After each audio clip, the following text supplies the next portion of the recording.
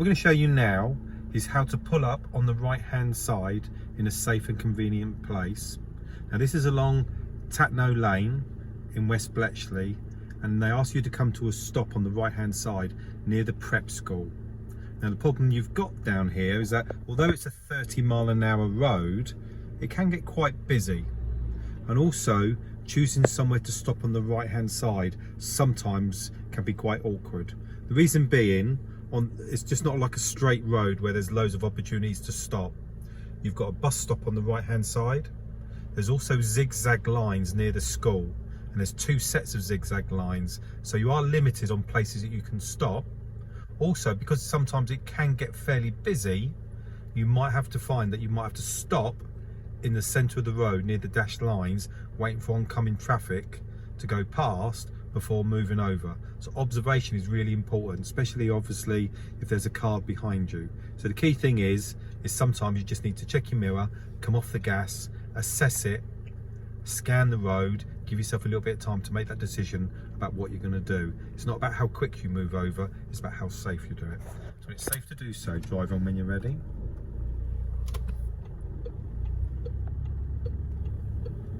So as you can see with this road, it can get fairly busy with lots of parked cars, oncoming traffic. If you can't see anything, always anticipate that somebody's going to be coming in the other direction.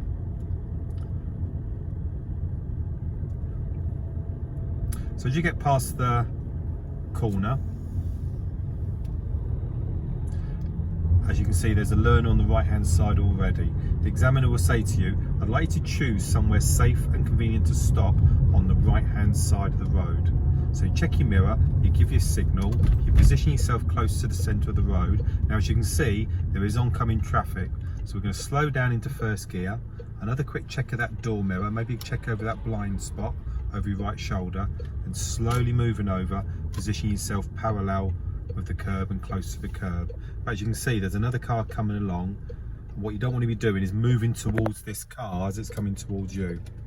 And as you can see in front of you, we've got some zigzag lines, then there's a gap, then there's more zigzag lines, and just behind us where the learner was, there is a bus stop there, and you mustn't stop obviously on the yellow lines where the bus stop is.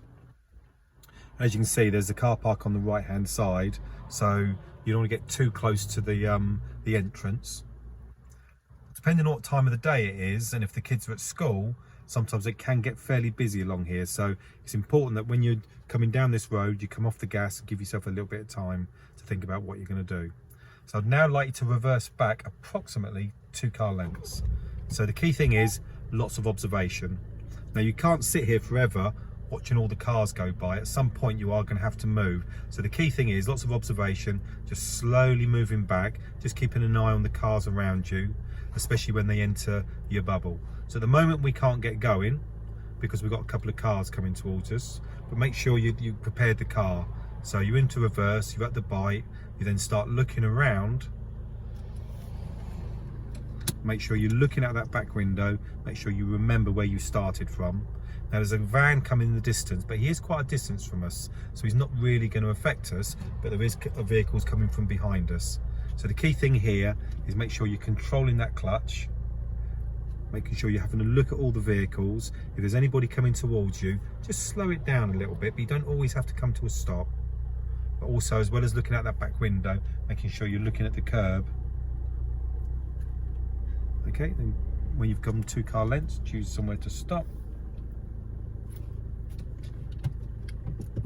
The examiner will then say to you on your test when it's safe to do so, drive on when you're ready, joining the left hand side of the road. As you can see, there is quite a bit of traffic coming up and down this road. So prepare the car to go, make sure you do your observations.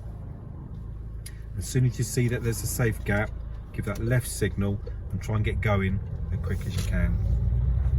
When you get over to the left hand side, quick check of your rear view mirror,